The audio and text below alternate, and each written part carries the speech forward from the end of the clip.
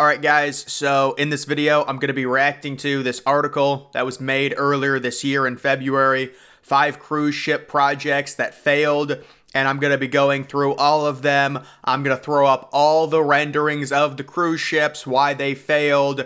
Do I think they'd be interesting if they were made? Let's get right into it. First one is the Titanic 2. So this is actually not failed. The correct verbiage is it's just delayed indefinitely.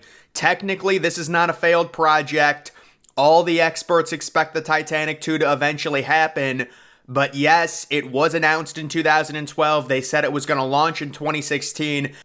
They pushed it back to 2018, then they pushed it back to 2022 again, and obviously it has not even started construction, so it is in a complete delayed state, but pretty much everyone knows the inevitable. Titanic 2 has to be made, it's going to be made, we just have to wait long enough, and the expected construction cost right now is around $1 billion.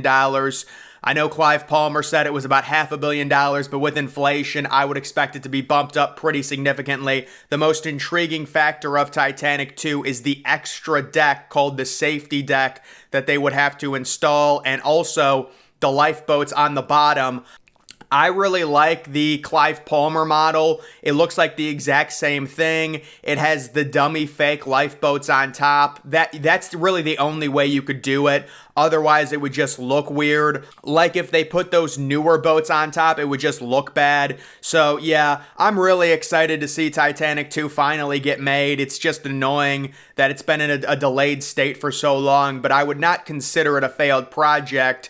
We haven't really heard anything from it for multiple years. That's why people kind of speculate that it's failed, but I do think it just is indefinitely delayed right now, and inevitably, eventually, we will see the Titanic 2 set sail and be a complete virtual replica of the original legendary ship.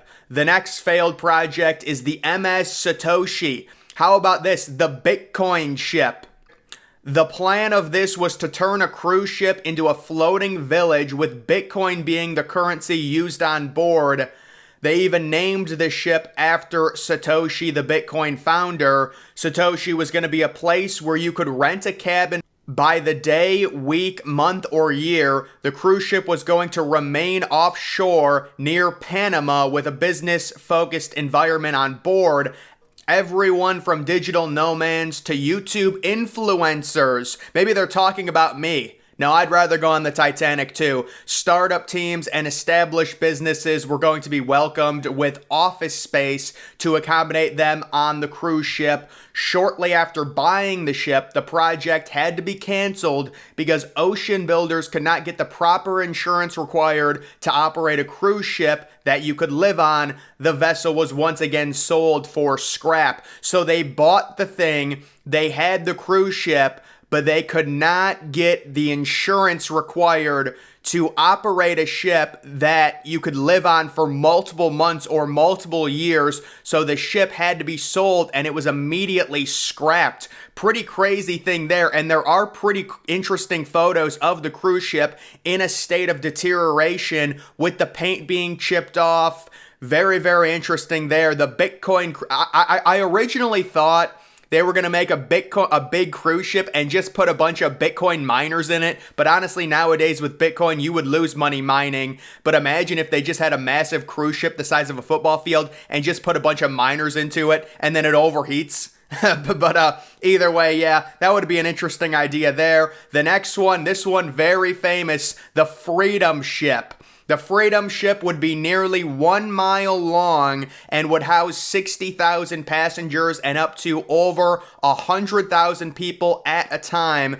It would act as a virtual floating city as it sailed around the world every 2 years. The ship would cost $11 billion to build. I'm sure at this point with inflation, it would be much more than $11 billion. And it would be the largest ship in maritime history. Due to the enormous cost and size of the ship, the project never got off the ground. Freedom Cruise Line International last tried to raise money to build the ship in early 2019, and the project has been declared as canceled. So normally with the modern cruise ships, I really don't like them because I think they look like apartment blocks and they're just ugly, especially compared to ocean liners like Titanic. But I do have to say the Freedom ship, it does look pretty good. This is the one cruise ship that does look pretty good just because of how massive it is, and I really wish something like this would have happened. I wonder how, do you have to commit to it? I'm guessing you would. Imagine you want a room on the Freedom ship. Would it be like, all right, you're going to be on the ship for a year? That would actually be sweet. Or do a 6-month thing where you go on the cruise ship, you board off the coast of Florida, and then you get dropped off 6 months later in South Africa or something, and then you fly back home after spending 6 months on it. That would be a pretty cool way of life, especially with a lot of people having more remote jobs. They could go on there and just do their job and live off of a ship, but the ship would be so big you wouldn't even know it was moving, and it looks like there is an airport on the top with planes that fly in and fly out of it when it gets docked. I wonder if the planes land while the ship is moving. I'm sure they could because the ship would be moving at such a slow pace.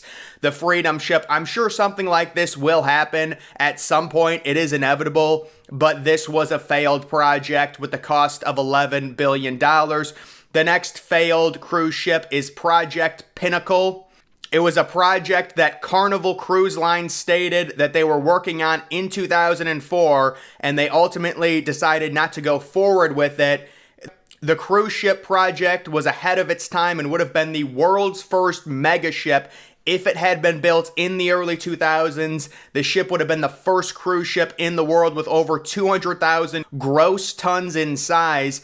It had an interesting monorail system to move passengers from one part of the ship to another, and an interesting water slide going down into an extended pool, as well as a roller coaster on the ship. This was really state-of-the-art, super innovative for the time. Back in the early 2000s, they didn't have really any of the ships like this, but unfortunately, in terms of Carnival and Project Pinnacle, this did fail, and they went with another design and another route. That's pretty cool, though, that water slide, the 2 water slides, and then you go into the water slide, you go down it, and then you go over a waterfall. Yeah, that's a sweet little thing they've got there.